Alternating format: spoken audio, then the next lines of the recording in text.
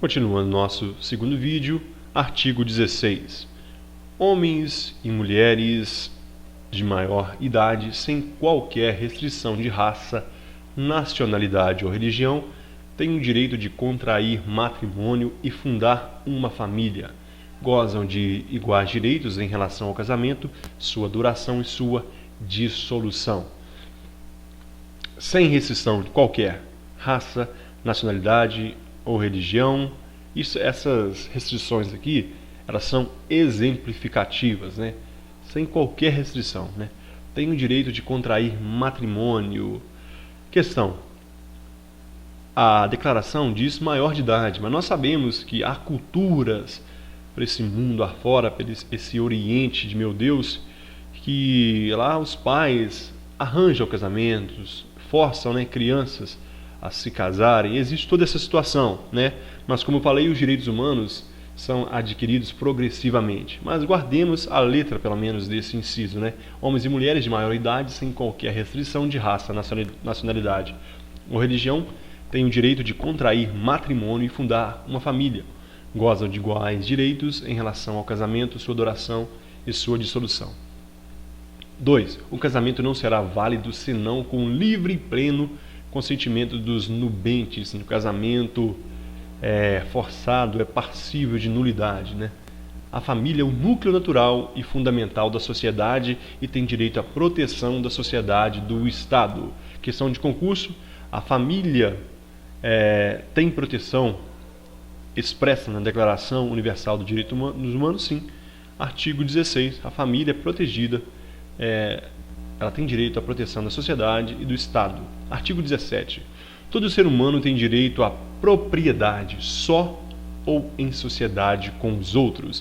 O direito à propriedade, assim como a Constituição, a Declaração também garante o direito de propriedade, a propriedade que possui a função social, né? Só ou em sociedade. Então, até mesmo a sociedade, as sociedades aí, que são de várias espécies, também está expressa a sua proteção na Declaração. Ninguém será arbitrariamente privado da sua propriedade. Palavra também, olha a palavra, a questão de concurso público, a pegadinha de concurso, né? Ninguém será privado de sua propriedade. Não, pode ser privado. Nós sabemos que, nós aprendemos lá no direito administrativo que existe no Instituto da Desapropriação, o Estado, né, por interesse público, por prévia indenização em dinheiro, né, salvo nos casos da desapropriação urbana por não estar cumprindo o plano diretor e de desapropriação rural nos casos da reforma agrária. Então a desapropriação será paga, né, em dinheiro, e é possível esses casos então de desapropriação, mas ninguém será arbitrariamente, não é a bel prazer da administração, será por motivo justificado, né? Justificável. Artigo 18. Todo ser humano tem direito à liberdade de pensamento, consciência e religião. Esse direito inclui a liberdade de mudar de religião ou crença e a liberdade de manifestar essa religião ou crença pelo ensino, pela prática, pelo culto e pela observância, isolada ou coletivamente, em público ou em particular. Todos os direitos, todo ser humano então tem direito à liberdade de pensamento, de consciência e religião. Esse direito inclui o de mudar de religião. Nós sabemos, vai dizer isso, aí alguém pode perguntar, né? Vai dizer isso lá para um muçulmano, que quando, por exemplo, uma mulher muda de religião, ela perde a guarda dos filhos, ela é expulsa de casa muitas vezes, ela não pode participar mais da sociedade e ainda muitas vezes é apedrejada. Mas a declaração, como eu falei lá no início,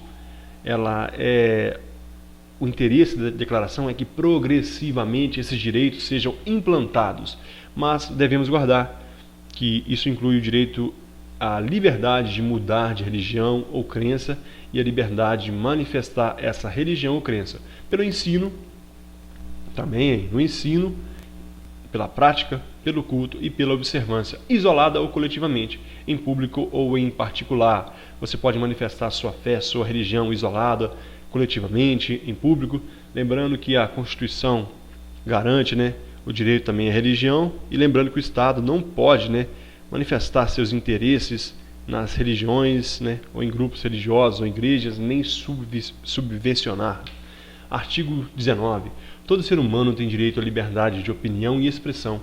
Esse direito inclui a liberdade de sem interferência, ter opiniões e de procurar, receber e transmitir informações e ideias por quaisquer meios e independente de fronteiras. Todo ser humano tem direito à liberdade de opinião e expressão. Hoje nós temos a internet. A internet é um exemplo vivo disso. Todos lá, várias pessoas têm seus blogs, têm suas filosofias, têm seus sites e lá expressam, né, suas opiniões, as suas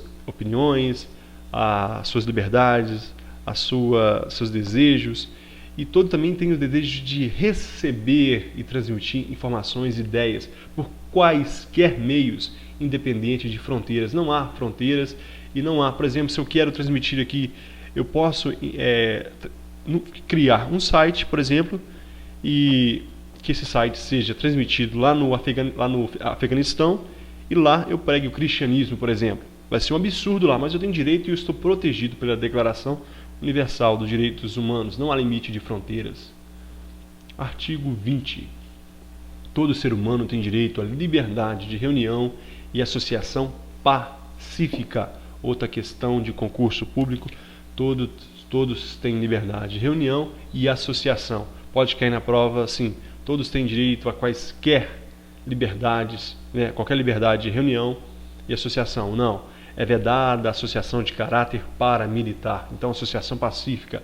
Ninguém pode ser obrigado a fazer parte de uma associação. Ninguém é obrigado a fazer parte de uma associação. Todos são livres para associar, mas existe a opção de não se associar. Artigo 21. Todo ser humano tem o direito de tomar parte do governo de seu país diretamente ou por intermédio de representantes livremente escolhidos. Existe no Brasil, aqui no Brasil, nós temos as eleições, e aqui nessas eleições nós escolhemos os nossos representantes, né?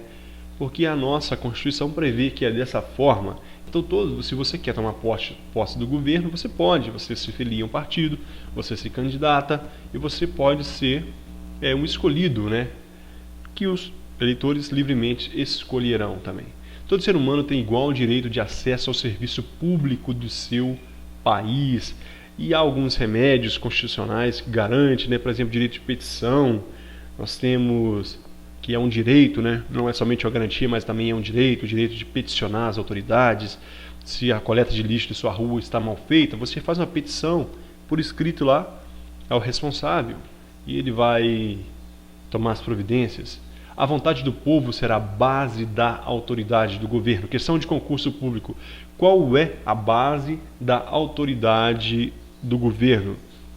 É a expressão política? É a discricionariedade do governador, do dirigente, do Estado? A resposta é a vontade do povo. Questão de concurso público, a vontade do povo será a base da autoridade do governo. Essa vontade será expressa por eleições periódicas e legítimas, por sufrágio universal e por voto secreto ou processo equivalente que assegure a liberdade do voto. Nós temos o voto, nós temos o sufrágio, nós temos o escrutínio. Sufrágio é o direito de votar. O voto é o ato de votar e o escrutínio é a maneira como se faz isso. Nosso escrutínio é direto, secreto, né?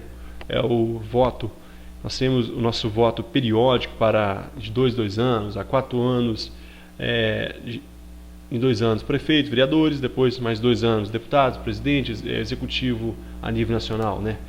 E nós temos então que guardar aqui o mais importante é que essa vontade será expressa em eleições periódicas e legítimas. O nosso sufrágio é universal, ele não é restrito, ele não é censitário. ele é universal, o nosso sufrágio. Artigo 22.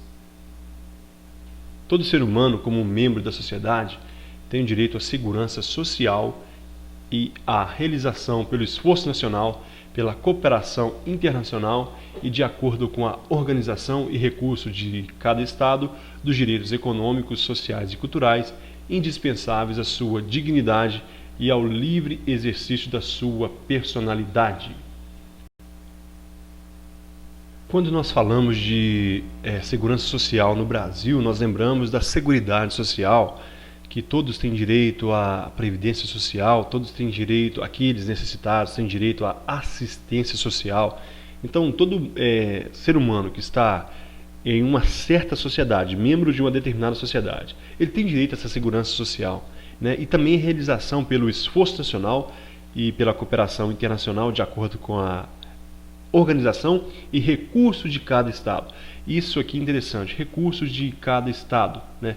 Nós sabemos que os direitos sociais na Constituição, em tempos, tem sido acrescentado outros direitos sociais, né? Foi acrescentado a alimentação. Por quê? Porque o Brasil chegou a uma condição de que ele tem condição de sustentar, ele tem condição de fornecer recursos, seja através do Executivo Nacional, seja através do Estado, seja através das prefeituras, de prover, por exemplo, os direitos básicos, alimentação, né? Também a moradia agora foi incluído como direito social. Então, mas é de acordo com os recursos de cada Estado. Lembrando sempre daquela questão progressiva, não necessita ser imediata. Então, o Estado deve proteger o indivíduo, né, em caso de ele, por si só, não ter condição de se manter, né, alimentação, moradia, etc., né? Direitos, né, econômicos, sociais e culturais indispensáveis à sua dignidade e ao livre desenvolvimento da sua personalidade. Artigo 23.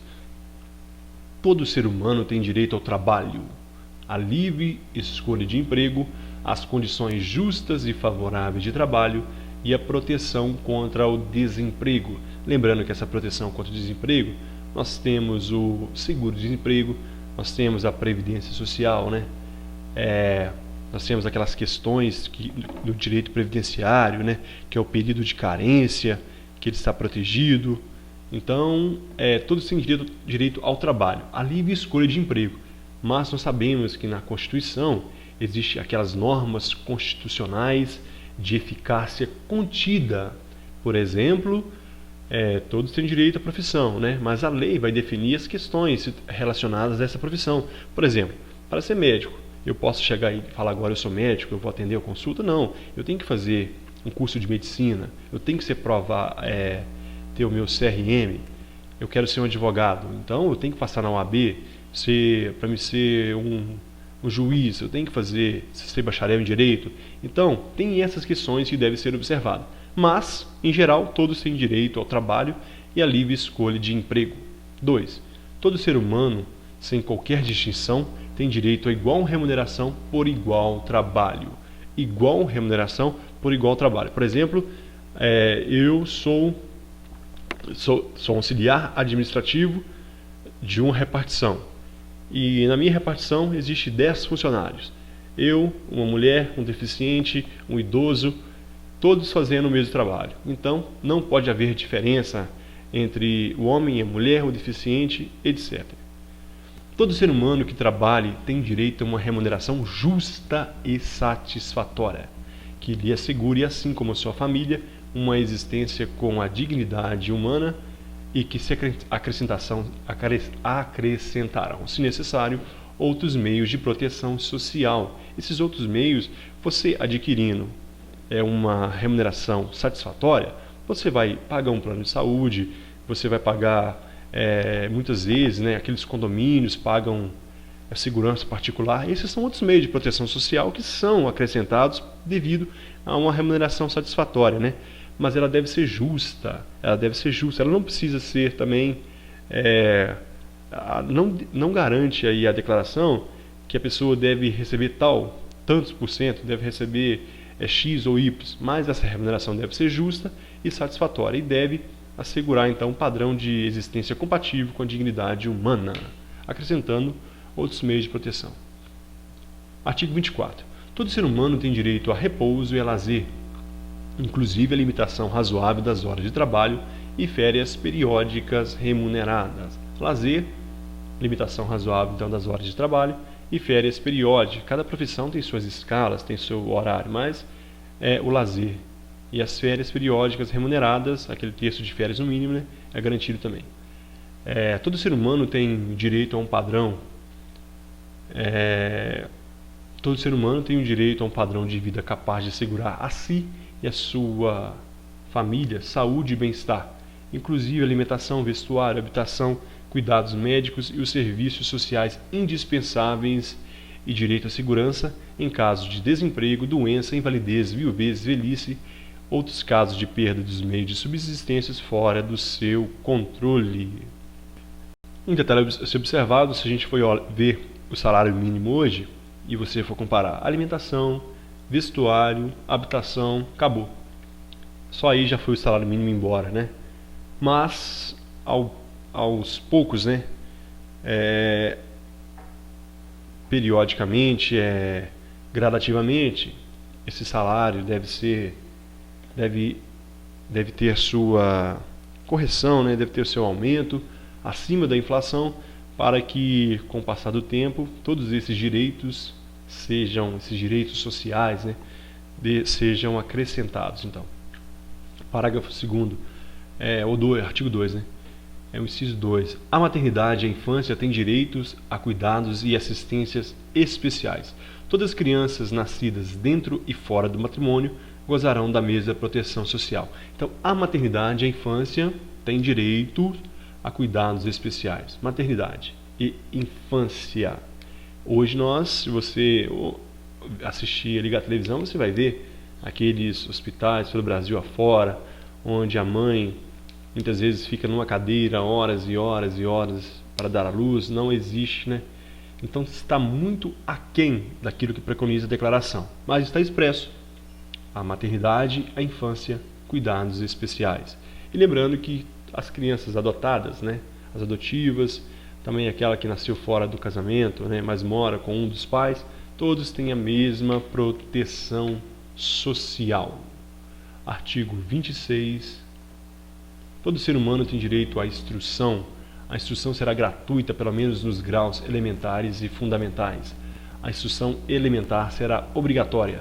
A instrução técnico-profissional será acessível a todos, bem como a instrução superior, esta baseada no mérito. Todos têm direito à instrução, né? O ensino fundamental é obrigatório, a todos têm, fundamental e médio, todos têm direito, gratuitamente, né? Essa instrução elementar será obrigatória, todos têm direito. Agora, a instrução técnico-profissional, por exemplo, eu quero fazer um curso técnico profissionalizante, eu terei o direito, né? Será acessível, né? Mas ela não será, o Estado não tem obrigação de formar, por exemplo, técnicos de informática. Não é obrigação. Ela está acessível, eu tenho acesso. Mas obrigatório é o grau elementar. Bem como a instrução superior, essa baseada no mérito, né? Então eu tenho acesso, eu tenho ali a universidade à minha disposição, mas eu tenho que fazer um vestibular e por mérito, né, pelo esforço, eu terei esse direito conquistado. A instrução será orientada no sentido do pleno desenvolvimento da personalidade humana e do fortalecimento do respeito pelos direitos humanos e pelas liberdades fundamentais. A instrução promoverá a compreensão, a tolerância e a amizade entre todas as nações e grupos raciais ou religiosos e coadjuvará as atividades das nações em prol da manutenção da paz. Então, ali no ensino elementar, naquele ensino obrigatório, deve ser, as crianças, adolescentes, jovens devem receber essa instrução a respeito dos direitos humanos, pelas liberdades fundamentais e também pela tolerância, principalmente racial, religiosa, para que haja a paz, né? 3. Os pais têm prioridade no direito da escolha do gênero de instrução que será ministrada a seus filhos. Se os pais quiserem que os filhos estudem numa escola particular, ele tem o direito, se quer que seja numa escola pública, tem esse direito também, se quer que seja numa escola de freiras, num convento, também tem esse direito. Então os pais têm o direito na escolha do gênero de instrução que será ministrada aos filhos, né? O que não pode, e é uma celeuma, até foi um caso que passou nos jornais, de um casal que queria educar o filho em casa. Então houve processo, houve um monte de coisa. Porque isso foi alegado que isso faz com que a criança não tenha sua sociabilidade que é necessária, né? Então, os pais têm prioridade na direito na escolha do gênero de instrução que será ministrada a seus filhos. Artigo 27. Terminando o nosso vídeo já. Todo ser humano tem o direito de participar livremente da vida cultural da comunidade, de fruir as artes e de participar do processo científico e de seus benefícios. Todo ser humano tem direito à proteção dos interesses morais e materiais decorrentes de qualquer produção científica, literária ou artística da que seja autor, né? Primeiro, todos têm o direito de participar livremente da vida cultural. Aquelas manifestações culturais, todos têm direito, não pode ser coibido pelo poder público. E o direito à proteção dos interesses morais e materiais decorrentes de qualquer produção científica e literária ou artística de seja autor. Alguém construiu, alguém fez um livro, alguém compôs uma música, alguém fez qualquer forma de criação, né? Ele tem direito à proteção. A Declaração Universal dos Direitos Humanos garante a ele, assim como a Constituição também garante, né? Artigo 28. Todo ser humano tem direito a uma ordem social e internacional em que os direitos e liberdades estabelecidos na presente declaração possam ser plenamente realizados. Questão de concurso público. A ordem social está protegida pela Declaração Universal de Direitos Humanos? Sim. Aqui no artigo 28, todos têm direito a uma ordem social, né? Ordem social é um direito para que você exerça esses direitos que foram citados anteriormente. O que acontece? É necessário que haja uma ordem. Imagina você viver numa anarquia e viver no local onde não há governo, que está sempre em guerra civil. Imagina Angola na guerra civil. Era impossível exercer esses direitos. Para que você tenha proteção desses direitos, é necessário que haja uma ordem social. Artigo 29.